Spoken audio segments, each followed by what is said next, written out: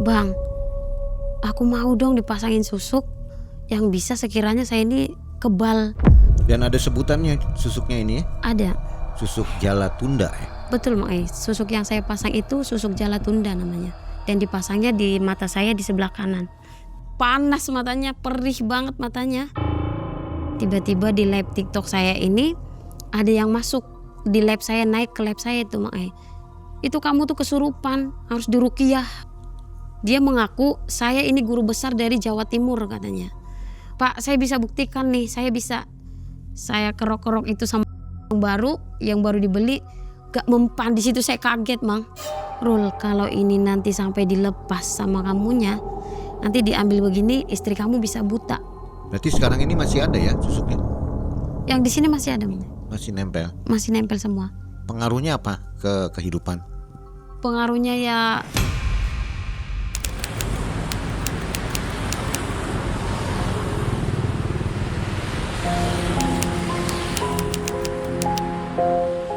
Menyusuri dinginnya malam menuju tempat yang dijanjikan.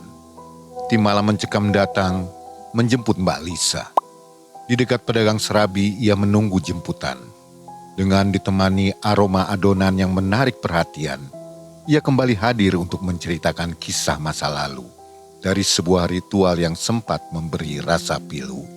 Kisah istri kedua yang dipandang sebelah mata, yang selalu mendapat hinaan dari para tetangga. Harga dirinya runtuh perlahan, membuat sakit di hati. Dalam amarah, ia memilih jalan tanpa berpikir pasti. Mbak Lisa, oh iya Mbak Mila. nunggu. Iya. Jajan dulu. Iya, buat ganjel Mbak Mila. Buat nanti di itu. Jadi nunggu dulu nih? Atau Iya, udah? nunggu dulu kayaknya. Ritual susuk jala tunda dijalani dalam gelapnya malam, demi membalikan nasib yang terasa sangat kelam. Masih banyak. Nah, itu aja sih. Ini teh udah jadi. Oh iya Ibu, makasih. Ini Yuk, Mbak juga. Lisa. Kita langsung aja ke sana Mbak Lisa. Oke, Mbak Mila. Tungguin sama Mang Ei. Mbak Lisa tadi beli berapa banyak surabinya? Beli satu doang Mbak. Oh, itu Iya. kesukaan Mbak Lisa surabi. Enggak sih, cuman pengen aja gitu. Oh, lagi pengen ya? Kesuksesan mulai datang menghampiri hidupnya, membuat orang tak lagi memandangnya sebelah mata.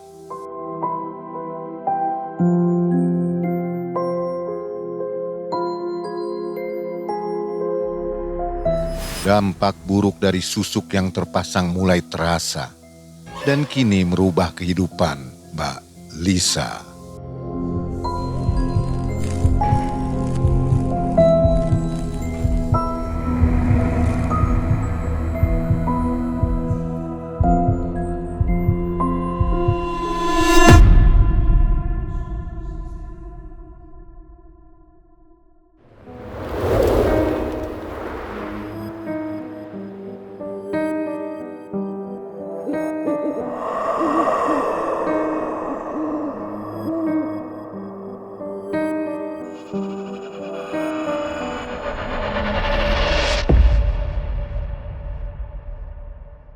Assalamualaikum warahmatullahi wabarakatuh. Waalaikumsalam warahmatullahi wabarakatuh. Apa kabar juga sobat malam mencekam yang ada di rumah ya, yang ada di jalan. Mudah-mudahan semua selalu sehat dan rezekinya juga melimpah. Sobat, hari ini ada Mbak Lisa yang pernah berkisah di malam mencekam dengan videonya yang ini nih, yang ada di atas, yang ini dan yang ini. Ada dua. Yang ketiga ada kisah Mbak Lisa tahun 2020 ya. Iya betul Mang Ei. Ini tentang Mbak Lisa yang dipasangi susuk oleh suaminya. Suaminya itu siapa ya? Suaminya yang ini nih. Mas Ruli. Ini istri keduanya Mas Ruli nih. Jadi kisahnya Mbak Lisa itu dipasangi susuk di bagian mata ya. Luar biasa, serem. Mbak Lisa, apa kabar? Alhamdulillah baik Mang Ei. Sehat ya? Sehat. Udah gak marah-marah lagi ya? Alhamdulillah udah enggak Mang Ei. Udah nggak Gara-gara pasang susuk itu ya. Jadi Iya. katanya emosinya meningkat. Iya Mang Ei betul. Kok Mungkin bisa itu ya? efeknya. Apa ada sosok yang mengikuti? Gak ada Mang Ei, cuman lebih ke efeknya mungkin. Emosional. Iya. Oke. Sekarang Mbak Lisa apa kegiatannya nih? Biasa aja Mang Ei sebagai ibu rumah tangga aja. Masih di rumah ya. Iya betul. Dan susuk ini yang membuat Mbak Lisa ini disegani oleh tetangganya. Ya. Tadinya itu tetangganya gimana sih? Tadinya waktu pertama saya datang ke situ ke rumah Mas Ruli, awalnya sih biasa-biasa aja. Saya kan belum jadi istri. Pertama itu saya masih berkunjung gitu. Pertamanya sih saya karena sering dapat gangguan-gangguan goib gitu di tempat saya kerja, saya mencarikan seorang spiritual lah begitu. Dan ternyata di Majalengka saya tempat kerja ada temannya lah yang mengantarkan saya ke di situ awal mulanya Oke, saya jadi berkenalan. ketemu Mas Ruli terus minta dipasangkan itu ya? Belum sebelumnya, belum sampai ke situ belum. Oh, itu ketemu Mas Ruli dulu gitu ya? Iya, untuk diobatin dulu. Diobatin dulu. Iya, Oke. betul. Nah sobat, jangan kemana-mana, ini kisahnya seru ya. Jadi nggak sembarang orang bisa dipasangi susuk di bagian matanya. Video BTS-nya sudah ada, bisa ditonton untuk pelanggan bersama Mbak Bila. Malam Mencekam, Semakin malam semakin mencekam. ini dia Mbak Lisa.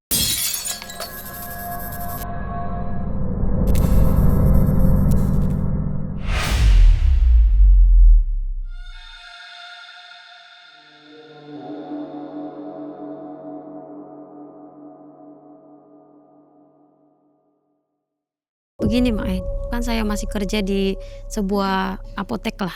Tapi di sana banyak gangguan-gangguan Dari situ tuh gangguan-gangguan goib itu menurut saya nggak normal lah. Dari situ tuh saya cari orang yang bisa membantu saya. Di saat itu ada satu orang teman dari yang namanya Mas Ruli ini. Saya bisa katanya mau mengantarkan kamu ke tempat seseorang katanya gitu. Di mana kata saya gitu kan. Saya belum tahu tuh bahasa juga masih masih belum jelas lah, masih belum bisa bahasa Masih Indonesia. bahasa daerah ya? Iya, masih bahasa daerah Batak itu. Saya tanya begini, emang benar bisa nyembuhin saya kata saya gitu. Iya, insya Allah bisa kata dianya. Tapi saya bilang begini, emang rumahnya di mana? Terus pas satu harinya dia datang lagi ke kontrakan saya, dia berniat untuk nganterin saya ke Mas Ruli ini. Terus berapa jam kemudian nyampelah di Mas Ruli ini kan, di rumah Mas Ruli di situ saya bertemu dengan Mas Ruli, masih biasa aja tuh saya ibaratnya ceritakan keluh kesah saya bagaimana, apa yang saya alamin saya ceritakan semua, dan beliau pun mau membantu saya karena katanya dia kasihan begitulah ke saya, karena saya mungkin juga orang jauh ya Seperti cerita saya yang sebelumnya saya memang sudah menceritakan ini Tapi sekarang saya mau menceritakan lebih detail lagi susuk yang pernah saya pasang itu Dan ada sebutannya susuknya ini ya? Ada. Susuk Jala Tunda ya? Betul susuk yang saya pasang itu susuk Jala Tunda namanya. Dan dipasangnya di mata saya di sebelah kanan. Pertama sih saya masih berkenalan biasa nih sama Mas Ruli, belum ada hati, belum ada apa gimana. Tapi dengan rasa mungkin biasalah manusia normal gitu ya ada rasa ketertarikan mungkin begitu.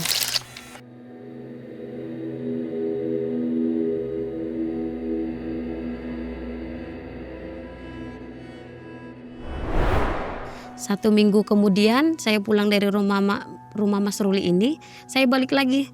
Mas, saya mau gimana, maksudnya mau main lagi ke rumah Mas Ruli kata saya gitu. Oh iya mangga, main aja katanya gitu. Terus setelah saya main lagi ke Mas Ruli, di situ tuh ada sesuatu yang beda menurut saya. Sepertinya Mas Ruli ini juga suka sama saya gitu. Dan saya jatuh cinta ya? Ya bisa begitulah dikatakan begitulah. Setelah itu, setelah beberapa minggu ini kita kan sering ngobrol nih sama Mas Ruli lewat WA juga sering ngobrol. Dek katanya gitu, gimana bang kata saya, kamu mau gak nikah sama saya? Langsung aja itu maksudnya gimana? Mau nikah? Saya kan niatnya mau cuman berobat aja, gak ada untuk hal-hal yang lain kata saya gitu. Terus kata Mas Ruli, gak apa-apa nikah aja, kamu kan di sini sendiri, kebetulan saya di sini sendiri ibaratnya bisa dikatakan sebatang kara lah di Jawa Barat. Itu Mas Ruli udah izin istri pertamanya? Belum. Itu masih lewat WA Terus seminggu kemudian ini saya samper lagi ke Mas Rulinya dengan alasan saya mau berobat gitu Gak taunya di rumah itu kan saya lihat ada perempuan separuh baya lah ibaratnya gitu. Saya lihat, saya gak banyak omong dong, saya pikir itu kakaknya kan, biasa aja gitu ngobrolnya. Terus lama kelamaan ada seseorang yang menceritakan bahwasannya itu istri Mas Ruli. Tapi yang saya tahu dia nggak gimana-gimana maksudnya tuh nggak yang harus dianya nggak benci ke saya atau gimana, dia tetap seperti dia Mbak M namanya gitu kan. Saya sebut dia Mbak M. Dia biasa aja ngobrol biasa gitu. Tapi di situ juga belum menceritakan bahwasannya Mbak M ini adalah istri Mas Ruli.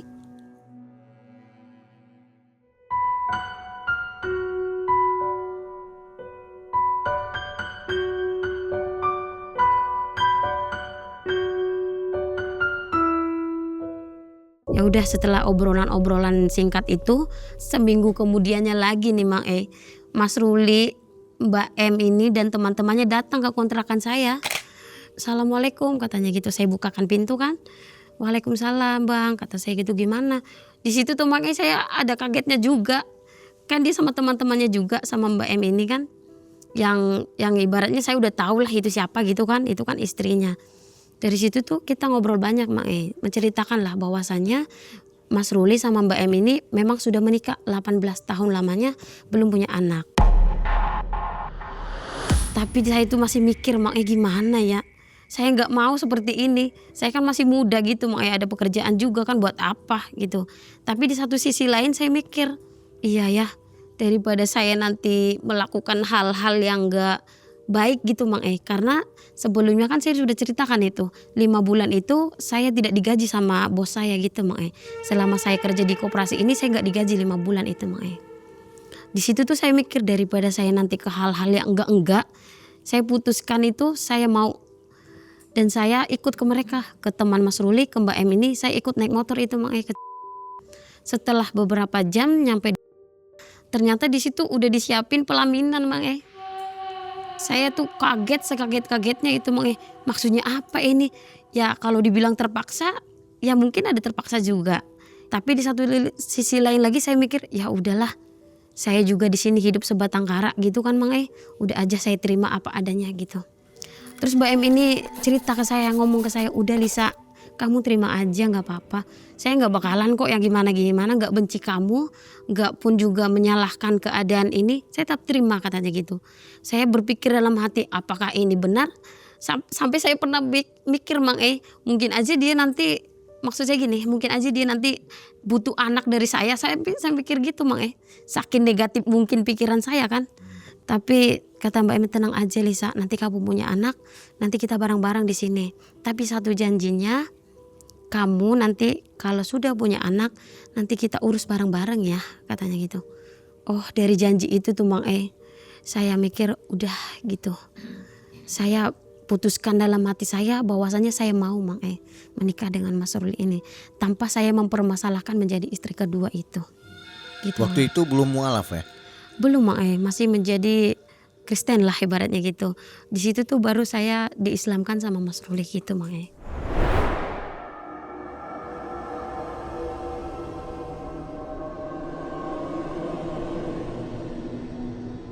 Setelah beberapa bulan kemudian ini yang namanya rumah tangga ya ya. Hidup ya seperti biasa aja. Seperti biasa, saya sama Mbak Em ini biasa ke warung bareng-bareng gitu. Gak ada yang namanya permasalahan atau rasa cemburu atau gimana, biasa aja. Hidup saya merasa tuh ya aman di situ gitu. Mbak M ini gak banyak omong, dia hanya ceritakan tentang dia, tentang kenapa dia mau menerima saya, dan saya juga ceritakan tentang saya mau menerima dia gitu. Sampai-sampai orang ada yang iri ngelihat kebersamaan kita ini Sampai ada yang mengejek lah ibaratnya, bahwa apa kamu dari Sumateranya gitu. Tingkat apa sih kerjaannya sampai bisa segitunya gitu. Dari situ tuh saya kurang terima. Gak terimanya saya seperti direndahkan lah ya. Maksudnya saya juga kan gak minta makan ke orang. Saya tetap sama keluarga kan, sama Mbak M, sama Mas Ruli bertiga itu. Belum punya anak itu kan. Saya masih bareng-bareng aja. Di situ setelah beberapa hari saya ke warung sama Mbak M ini bareng-bareng lagi. Di situ saya mendengar satu omongan yang gak enak. Saya juga mendengarlah hal-hal yang menurut saya dia tuh merendahkan saya sama Mbak M ini. Apa sih kemana-mana bareng, punya uang apa enggak gitu. Itu lagi istri tuanya nerima-nerima aja. Di situ tuh saya yang merasa nggak terimanya ini, diremehkan ini. Tapi kata saya, udahlah saya nggak ngeladenin, saya biasa-biasa aja hidup ya seperti ini. Tapi di dalam hati saya yang paling dalam, saya tidak terima kalau saya itu diremehkan. Dari ketidakterimaan saya ini saya bukalah, mulai itu berpikir untuk mencari solusi supaya saya bisa menghasilkan uang. Gimana pun caranya saya harus bisa lebih menunjukkan ke orang-orang bahwasanya saya ini bisa. Saya bukan pendatang ataupun bukan orang yang gak punya gitu. Ambisi itu sebenarnya yang membuat saya semakin keras untuk memasangkan susuk tersebut. Tuh, sebelum itu saya juga buka di TikTok saya buka jualan di TikTok itu pusaka-pusaka keris. Saya berjualan keris sama juga minyak-minyak misik gitu. 1 hari 2 hari itu ya biasa aja, belum ada pembelinya. Itu barang-barang punya Mas Ruli? Iya betul. 1 hari 2 hari itu saya jualan live di TikTok kan, itu tuh saya live di TikTok. Saya belum ada yang masuk itu. Setelah beberapa lama saya live di TikTok, Mas Ruli belum tahu. Dan saya telepon Mas Rulinya, Mas Ruli sedang di Malioboro Saya telepon, "Halo Bang," kata saya gitu. "Ini gimana? Saya jualan kris nih di rumah. Kira-kira ada nggak yang hebat krisnya yang bisa saya jual?" Kata dia, "Maksudnya apa Dek? Kenapa kamu jualan di TikTok? Itu kan kris-kris punya saya." Enggak, saya nggak mau tahu lah. Saya mau jual lah krisnya. Saya butuh uang, kata saya gitu. "Tenang aja Dek, nanti saya pulang bawa uang," kata Mas Ruli gitu kan. Tapi saya biasa aja maksud saya ini biasa ajanya. Saya jualan lagi di itu, saya gelar lagi itu kerisnya, saya live-kan lagi. Biasa itu, dan seketika di situ tuh ada yang mesan keris saya. Dari orang Madura itu yang mesan itu. "Mbak, saya mau pesan keris," katanya. "Boleh. Nanti kamu chat admin aja, chat saya," kata saya gitu. Dari situ tuh saya semakin semangat lah. Saya merasa, oh iya ya jualan di sini gampang, kata saya gitu. Dalam hati saya gitu.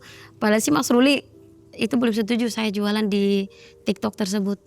Setelah 1 minggu saya live di TikTok seperti biasa, tiba-tiba di live TikTok saya ini ada yang masuk di live saya, naik ke live saya itu Dia pakai sorban, pakai jas warna hitam dan pakai peci itu. Dia bilang gini, "Mbak, kamu ini ngaco jualannya," katanya gitu. "Kenapa ngaco Pak?" kata saya. "Itu kamu tuh kesurupan, harus diruqyah." Dia mengaku saya ini guru besar dari Jawa Timur katanya. Kata saya gini, "Harus diruqyah, saya masih sadar kok. Gak ada hal-hal yang menurut saya aneh," kata saya gitu.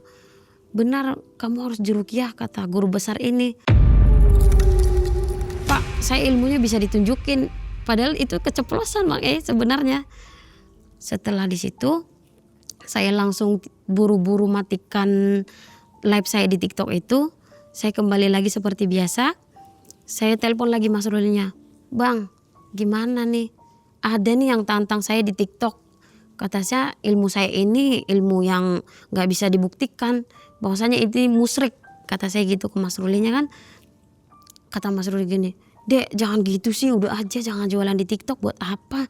Enggak, kamu cepat pulang ke rumah, saya ada perlu sama kamu."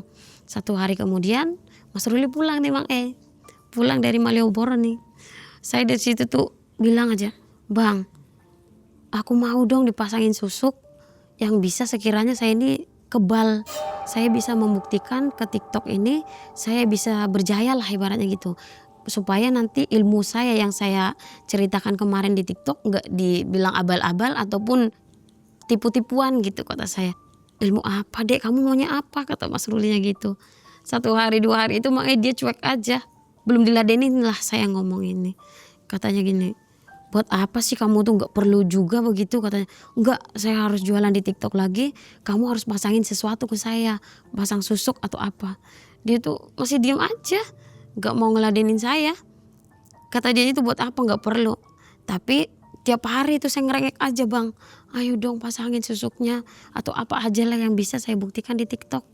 Setelah 1 minggu saya selalu bilang begitu, baru tuh dia mau masangin susuk ke saya. Tapi kata dianya, "Kita harus ada ritual dulu," katanya. "Kamu udah siap apa enggak?" Dia mastikan itu, "Kamu udah siap apa belum Dek? Kalau udah siap bilang siap, kalau enggak bilang enggak. Jangan sampai nanti di tengah jalan kamu itu memutuskan untuk enggak memasang susuk ini, karena harus ada ritual tertentu yang harus kamu lakukan," katanya gitu. saya mikir lagi, udah bang, saya maulah, saya udah nekat nih, apa aja pasang aja ke saya, kata saya gitu. Di situ tuh malamnya langsung nih Mang di situ kita persiapkanlah segala sesuatu yang perlu yang untuk ritual ini selama 3 hari 3 malam. Saya harus mempersiapkan di situ pertama bunga itu yang 7 rupa tuh Mang kembang 7 rupa kalau di Jawa ya, kembang 7 rupa sama kelapa muda sama satu lagi bunga sedap malam. Ini Mang saya harus puasa 3 hari 3 malam itu. 3 hari 3 malam gak boleh minum, gak boleh makan juga kata Mas Rulinya. Dari situ dipertanyakan dulu sama Mas Rulinya, kamu udah siap apa belum? Nanti ini 3 hari 3 malam kamu harus dikurung di kamar, tidak boleh keluar, tidak boleh makan, tidak boleh minum, harus benar-benar puasa. Yang istilah di Jawanya ini mati geni Mang Tanpa keraguan itu saya bilang saya siap. Buat apa saya gak siap? Kalau saya udah berani ngucap gini berarti saya udah siap dong. Enggak, saya gak mau tahu kata saya gitu. Satu hari saya mau mulai ritual ini, saya mandi kembang 7 rupa dulu, mandi besar lah ibaratnya gitu, saya mandi kembang 7 rupa dulu. Udah disiapkan sama Mas Rulinya, di ember saya dimandiin itu. Setelah dimandikan ini, saya baru masuk ke kamar yang udah digelap ini Mang Ini lampu udah dimatikan semua. Katanya, diam ya, ada apa-apa pun kamu harus tetap diam. Tidak boleh bicara apa-apa, tidak boleh ngomong apa-apa katanya gitu. Kamu kalau mau lapar juga saya akan tetap gak bakalan buka pintu. Tapi di kamar udah disiapin ada hionya, ada bunga sedap malam sama kain tapi. Kain tapi yang biasa untuk ngemban anak-anak itu untuk tempat duduk saya nanti, tempat tidur saya di situ. Setelah mandi besar saya masuk ke kamar, ingat ya, kamu gak boleh keluar dari kamar ini. Apapun yang terjadi itu kamu harus tetap di sini. Kamu gak boleh minta tolong atau gimana. Kamu kan udah nekat, harus tetap. Jangan pernah pelimpan lah ibaratnya gitu. Kamu harus tetap sama pendirian kamu. Kalau istri satunya tahu? Tahu. Izin dulu ya? Iya, untuk istri pertamanya kan saya satu rumah. Saya juga udah minta izin.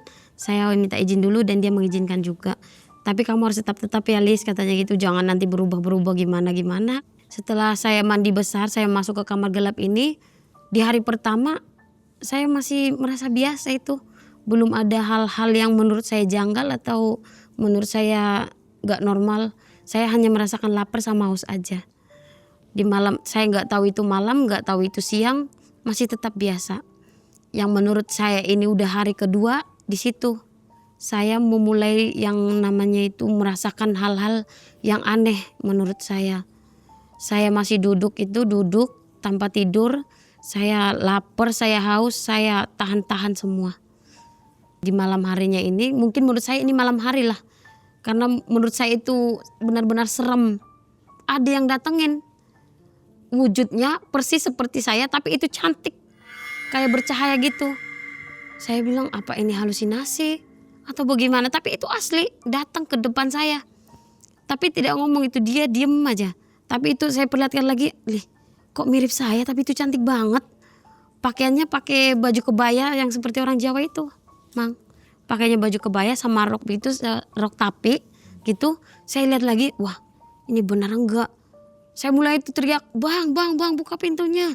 Saya gedor-gedor itu pintu, bang ada yang nyaut.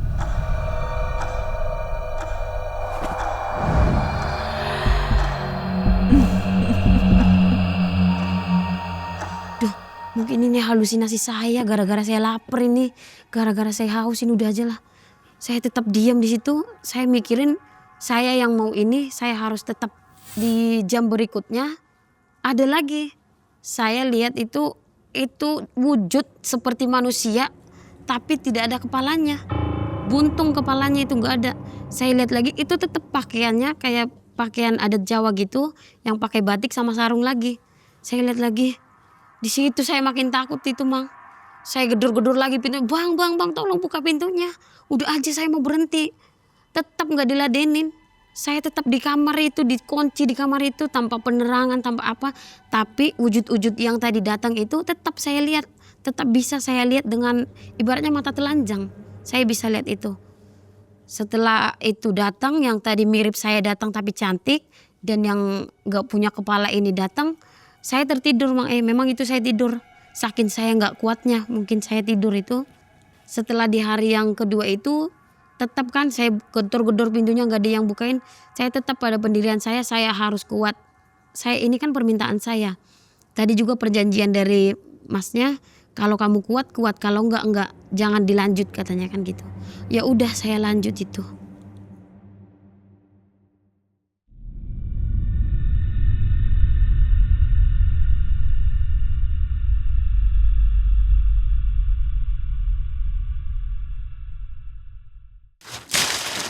Misi paket atas nama Mbak Lisa ya? Ya betul Mas. Izin saya foto dulu ya Mbak. Boleh. Kasih Mbak. Wah, paket yang ditunggu-tunggu udah datang nih. Kemarin saya pesan di Malam Store. Topinya bagus banget, boleh dicoba.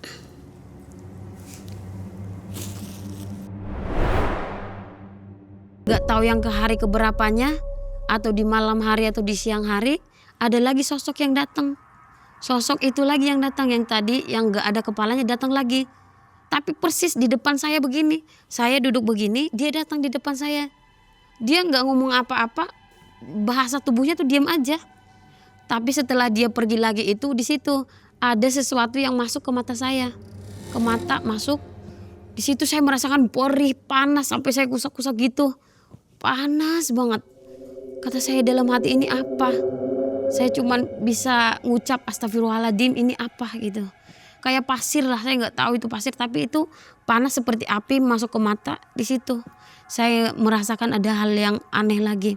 Ular Mang yang besar itu nyamperin saya, lidahnya tuh begitu mendesis dia ke saya, tapi saya diam aja.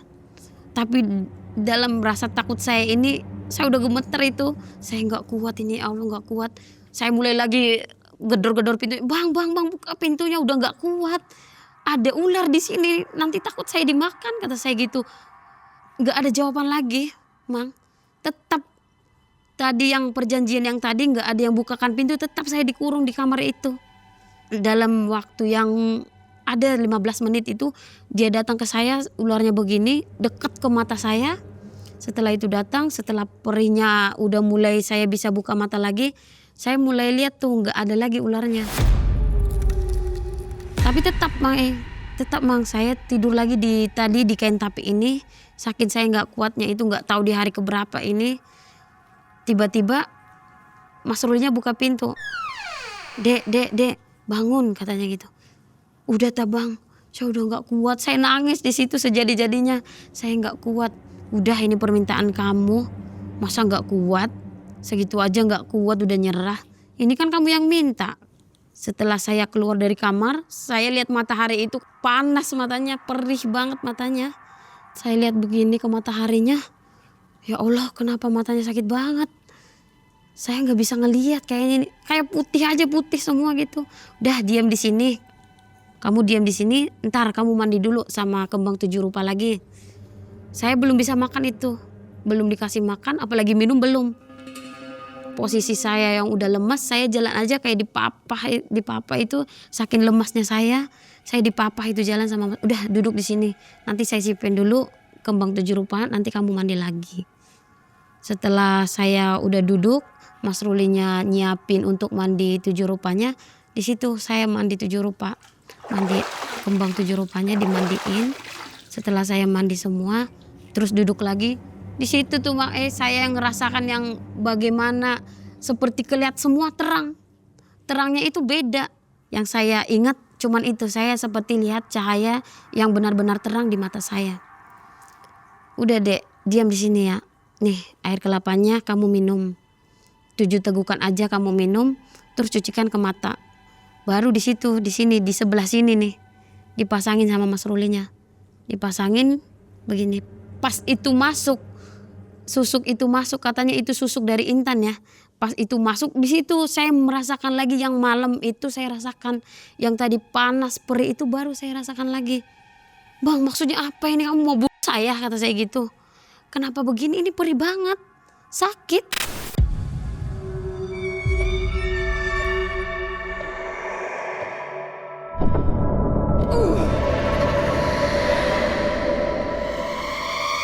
Enggak, udahlah, jangan gitu, kamu kan katanya kuat. Masa gitu aja nggak kuat dipasangin di sini.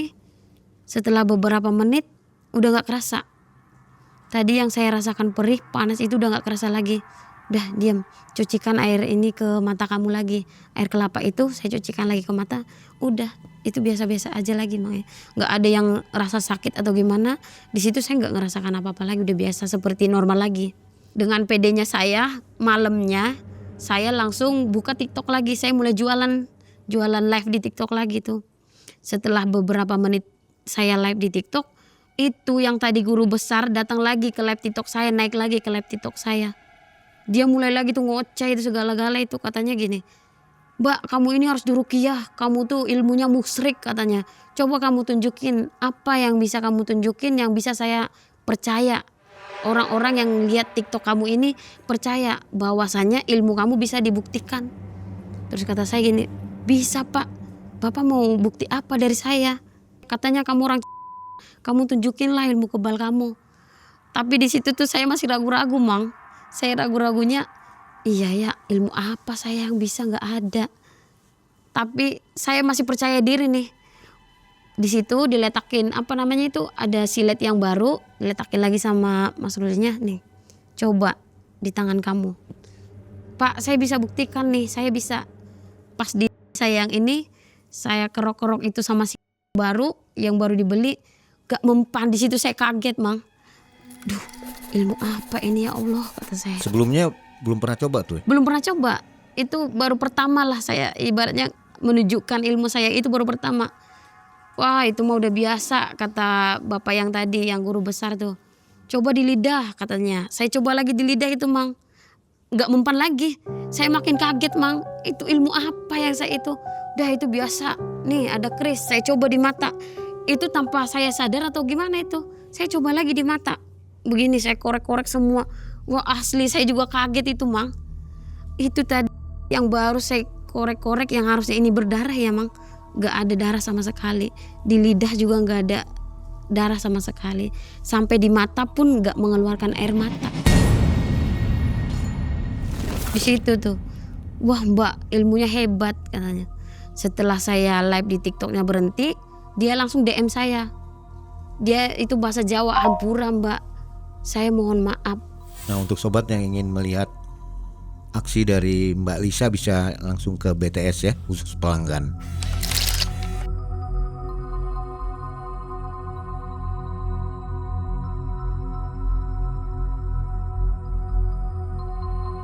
Ini dicoba sekarang. Iya, oke. Bismillah ya.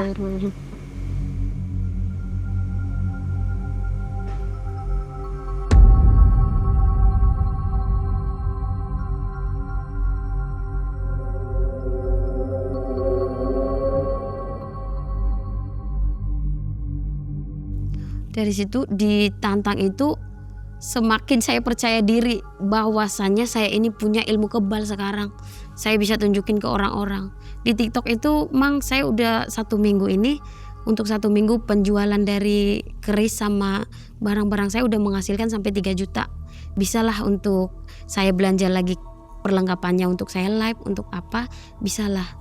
Orang-orang yang menghina lah ibaratnya meremehkan saya ini, saya tunjukin bahwa saya ini bisa. Emang saya nggak punya ilmu dari Bataknya ya, tapi saya bisa nunjukin ini. Di situ setelah beberapa bulan saya bisa beli motor dari hasil live saya di TikTok.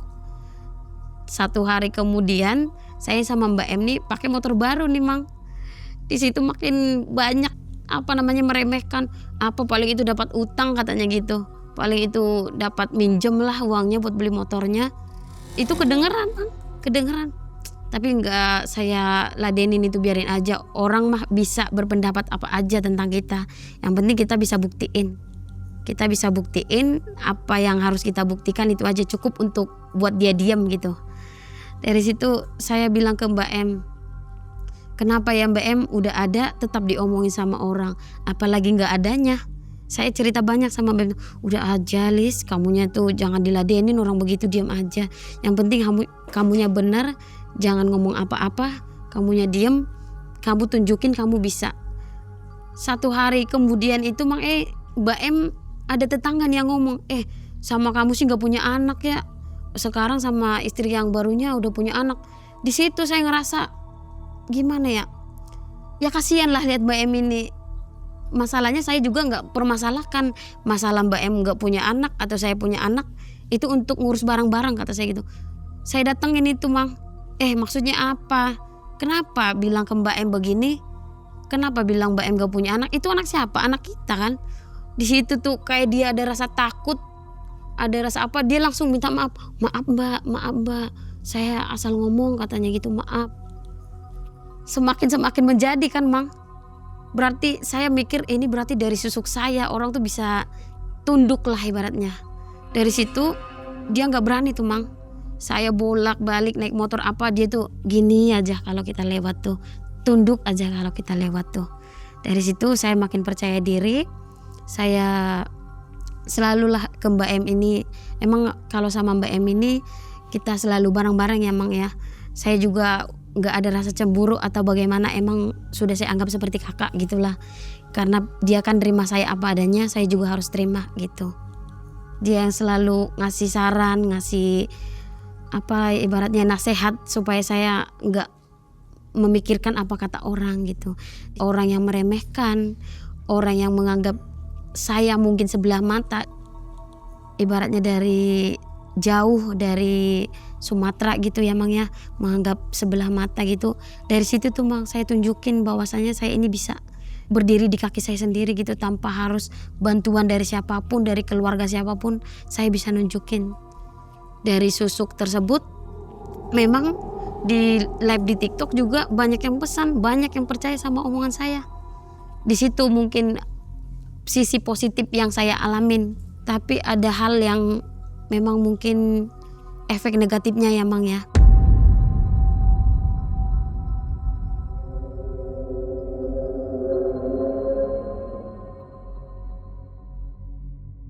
Di hari pas di malam Jumat saya pernah ngerasakan satu hal yang baru pernah saya rasakan.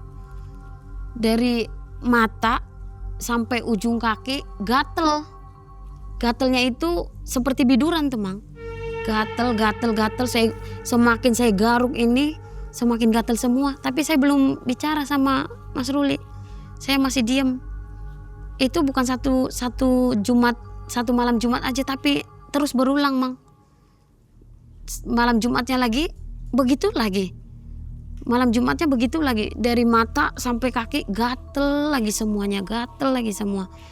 Terus saya putuskan untuk bicara lagi sama Mas Ruli, Bang, ini kenapa ya? Kenapa kalau setiap malam Jumat ini mata saya kayak gatel, terus sampai bukan ke mata aja, sampai ke ujung kaki ini gatel semua. Loh, kenapa Dek? Kenapa bisa gitu? Kamu belum mandi mungkin? Enggak. Setiap mau maghrib ini saya ngerasakan itu Bang. Emang dari mata ini gatel semua sampai ke kaki. Coba Dek, kamu ini minum dulu air kelapanya. Mas Ruli itu udah belikan itu air kelapa Mang. Ini coba kamu minum dulu air kelapanya, kamu cuciin lagi ke mata. Tetap itu Mang, tetap masih gatel. Dari ini sampai ujung kaki tetap gatel. Gak ada yang saya rasakan, itu cuman gatel doang. Bang, ini kenapa? Udah Dek, nanti abang bikin api dulu. Itu di pendupaan itu Mang, kan ada itu pendupaan tuh. Kita bikin api seperti api unggun itu. Saya ada nanti sampai 1 jam di situ Mang. 1 jam itu masih tetap aja gatel. 1 jam itu saya begini aja sama kaki saya panas-panasin di situ begitu, tetap aja gatel Bang. Pas saya sakit kata saya gitu. Enggak, biasa aja Dek katanya. Saya coba lagi tuh di malam Jumatnya lagi, tetap pas malam Jumat Kliwon itu tetap tambah menjadi-jadi Mang. Yang tadinya ini cuman gatel-gatel biasa, ini sampai bentol-bentol gitu, sampai besar-besar, sampai muka segini nih, gede banget. Tuh Dek, mungkin menurut saya ini efek dari susuk yang tadi. Kamunya sih gak pernah dijalanin, gak diituin sama air kelapa. Enggak Bang, orang tiap malam Jumat juga gitu kan, kamu tahu kata saya gitu. Dari situ, dari efek yang tadi tuh saya mau merasakan hal juga yang menurut saya sering marah Mang. Emosi saya emang tidak terkontrol itu. Marahnya tuh bukan marah biasa. Hal sekecil apapun itu nanti saya bikin jadi masalah yang besar. di hati saya ini ada rasa gelisah, iya. Rasa ingin marah itu ada. Yang penting menurut saya kalau sebelum ribut itu saya belum puas. Sebelum saya cari masalah itu, maupun itu ke orang, ke apa itu, sebelum saya ribut sama orang, adu argumen gitu mang, itu saya belum puas. Pokoknya saya ribut sama orang itu harus. Di situ tuh, Dek, kamu kok gitu sih? Nggak seperti biasanya. Enggak, saya biasa aja. Dari jawaban itu aja ketus tuh mang. Enggak, saya biasa aja. Kenapa sih? Orang saya begini aja, nggak ada apa-apa. Tapi di situ Mbak M juga bilang, kamu nggak seperti biasa sih, Lis. Kenapa sih marah-marah aja? Enggak, saya nggak marah. Tapi saya ngerasa itu, rasa gelisah, rasa kayak takut, kayak marah itu di hati saya ada, mang. Saya udah ngerasa yang baiknya, saya udah ngerasa ya, mang. Tentang tadi susuk ini saya udah ngerasa. Dari uang juga saya cepat dapat uang. Dari orang juga menghormati saya udah. Tapi saya ini mungkin ini efek dari negatif dari susuk itu.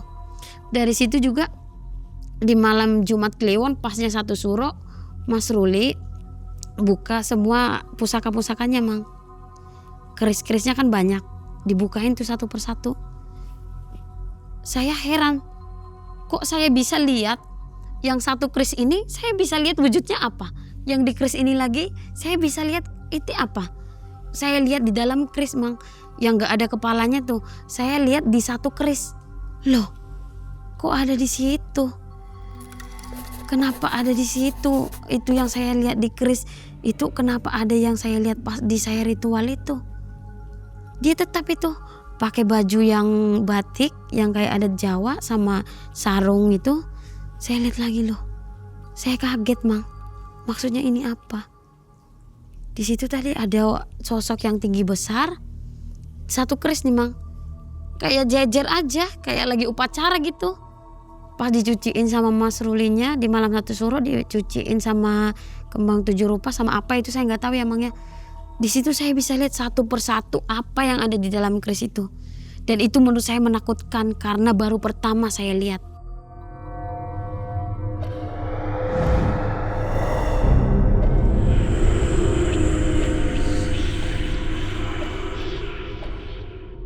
Dari sosok-sosok apa itu bisa saya lihat. Sampai saya tanya lagi, bang, ini apa? Saya takut ini apa? Nanti itu ganggu saya enggak? Enggak, tenang aja. Itu tuh yang ada di keris gak apa-apa. Tapi kamu bisa lihat ya? Iya, bisa lihat semua. Saya pas di kamar mandi juga ditakutin, mang. Di situ saya nggak tenang tuh. Pas saya mandi, itu ada yang meluk dari belakang. Tinggi besar, panjang banget bulunya itu. Tetap saya lihat ke belakang nggak ada kepalanya lagi.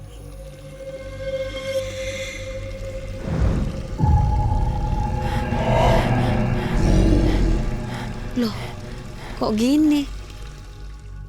Yang tadi saya ritual wujudnya manusia, sekarang saya lihat lagi punya kepala tapi bukan manusia. Tapi bisa gini. Sampai maaf ini, mang ya, saya keluar tuh nggak pakai baju itu, saking saya takutnya udah dipeluk begitu tuh, kencang banget dipeluk. Saya teriak itu, bang, kenapa? Dih, kamu kenapa? Itu ada yang meluk saya di kamar mandi. Di situ tuh, mang, saya itu merasakan nggak nyaman banget, benar-benar nggak nyaman itu. Setelah malam 1 Suro ini pencucian keris diberesin lagi, mang, di petinya kan dimasukin lagi. Saya cerita ke Mas Ulni, bang, benar loh, saya nggak bohong. Yang tadi di saya ritual itu ada di keris kamu, beneran saya nggak bohong. Ada yang nggak punya kepala itu tadi benar di keris kamu. Oh iya deh, itu yang dari keris saya. Saya nggak tahu, mang, saya nggak tanya banyak tanya itu tentang keris itu. Tapi iya, Mas Rulinya mengiyakan itu dari keris saya. Duh, saya takut itu, benar-benar takut, mang. Rasa nyaman nggak ada di hidup saya, kayak rasa marah ada, nggak nyaman ada. Bahkan untuk tidur pun saya tetap gelisah, mang. Bener, bang. Udah sih dicopot aja, dilepas aja bisa nggak? Loh, kenapa dilepas, dek? Tadi kan kamu yang minta. Enggak, saya kayaknya beda, bang. Hati saya ini gak pernah tenang. Kayaknya pengen marah aja. Itu berjalan berapa bulan? Lama, mang, selama 6 bulan. Udah 6 bulan? Iya, udah 6 bulan. Itu kan saya udah bisa beli motor, udah bisa apa. Itu Maksudnya jaya lah Mang, udah enak itu. Bang, udahlah lepas lagi aja. Ini nih yang saya takutin, kata Mas Rulinya. Ini nih, tadi kan kamu bilang udah pasrah, udah ini, udah nekat. Sekarang begini. Tapi dengan kata yang begitu, Mas Rulinya tetap di suatu hari, di sayanya udah bilang begitu, Mas Ruli bawa saya di Jawa Barat juga tempatnya Mang. Di rumah gurunya itu saya panggil Mama Yai. Di situ kita ikhtiar lah ibaratnya gitu. Kita tanyakan apa yang perlu untuk melepas ini karena saya udah gak nyaman gitu. Setelah sampai di rumah Mama Yai ini, Assalamualaikum Mama Yai gitu kata Mas Rulinya. Waalaikumsalam. Rul, ada apa kesini tuh? Ada perlu apa?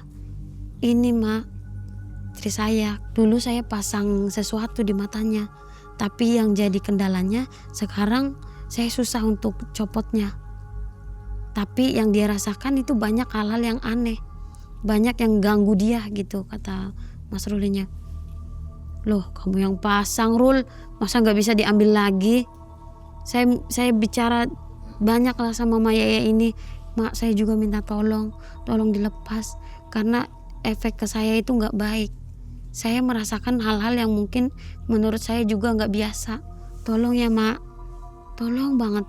Saya nggak mau begini terus. Mayainya ya udah bentar gitu.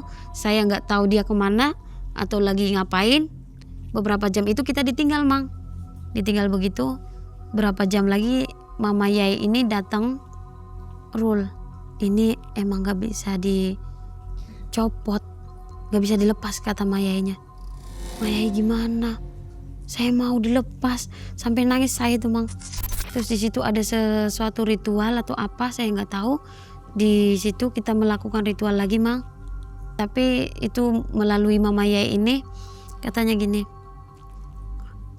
Rul, nggak benar-benar ini nggak bisa dicopot atau bagaimana. Tapi ada sesuatu yang bisa kamu pasang untuk mereda katanya gitu, untuk supaya istri kamu gak marah, hatinya tenang, gak gelisah.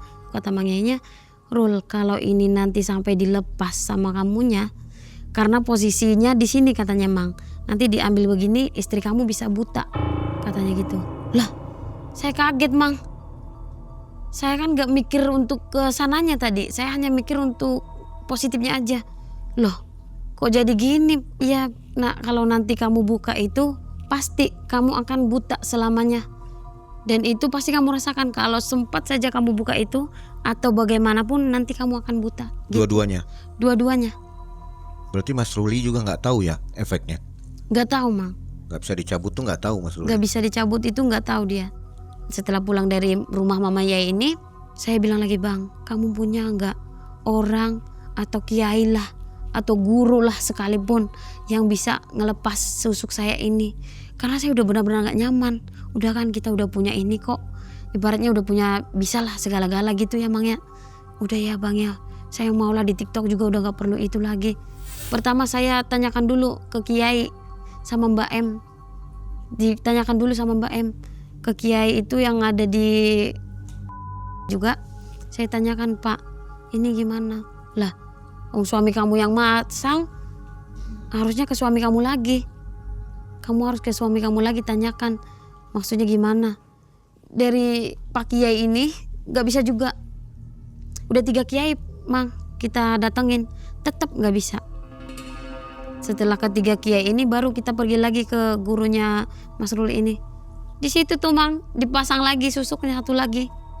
Tapi kata Maya, tenang aja ya, ini untuk mereda supaya kamu gak diganggu ataupun kamunya gak merasa gelisah atau marah katanya. Dipasang lagi Mang 1 lagi. Mayai Tapi yang tetap, suruh. iya, tapi itu saran dari Mayainya, harus dipasang lagi ke saya untuk sebagai pereda gitu Mang. Supaya nanti rasa marah, rasa benci ke orang itu hilang. Bentuknya apa itu? Itu putih juga sama seperti yang dipasangin di mata juga. Kata Mas Ruli itu juga intan itu. Intan juga. Iya.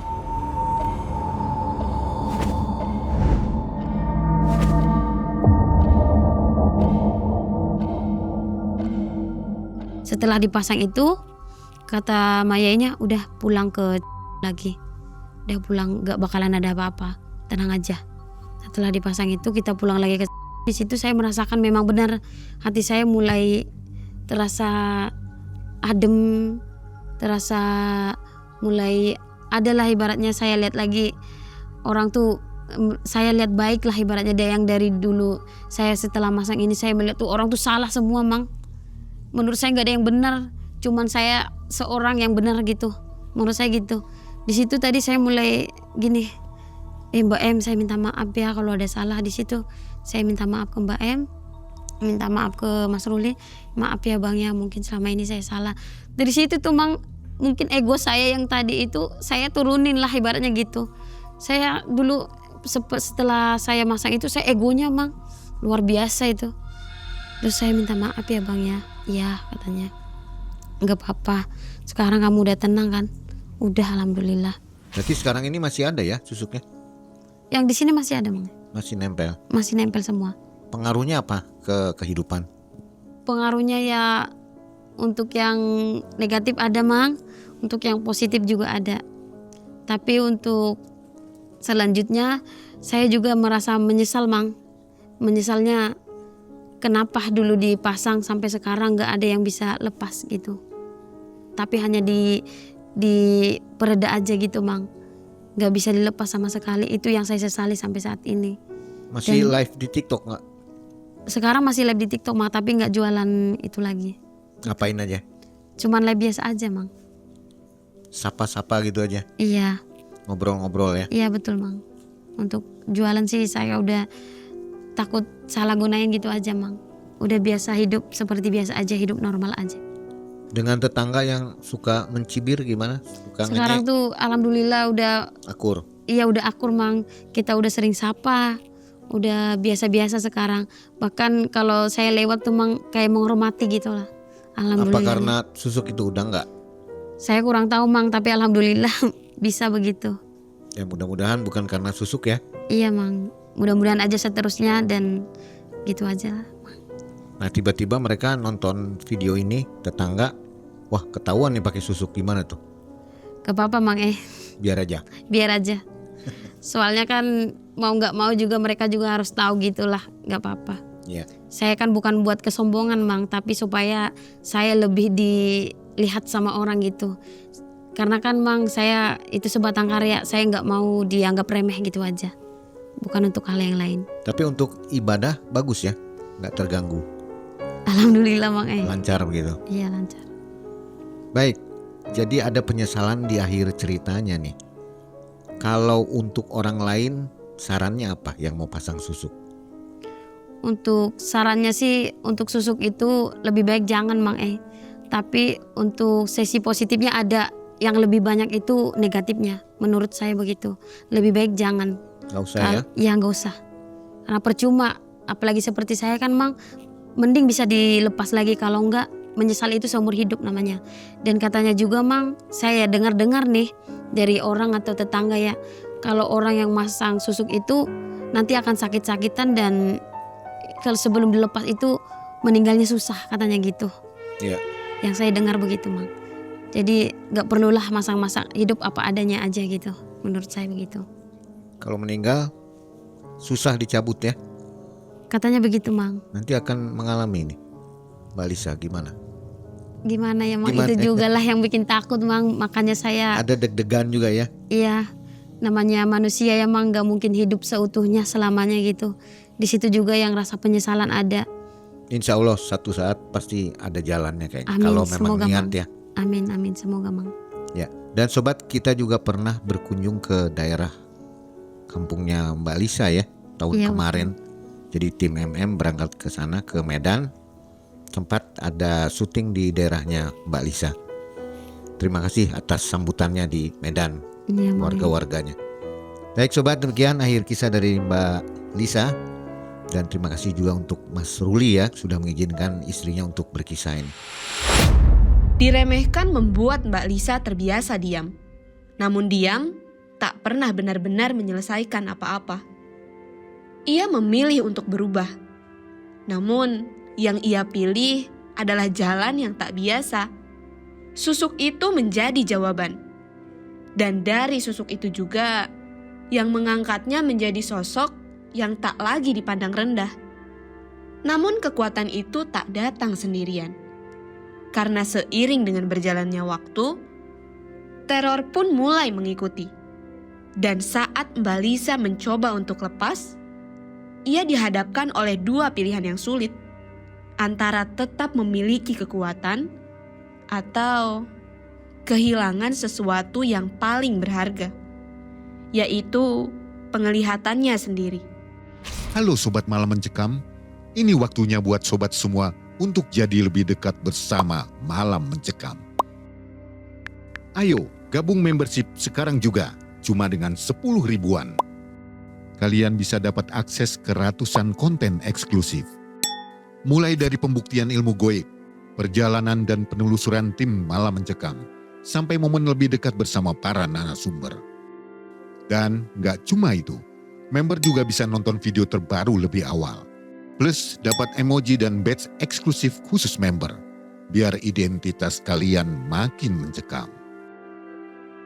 Klik tombol gabung sekarang dan jadilah bagian dari keluarga besar member Malam Mencekam.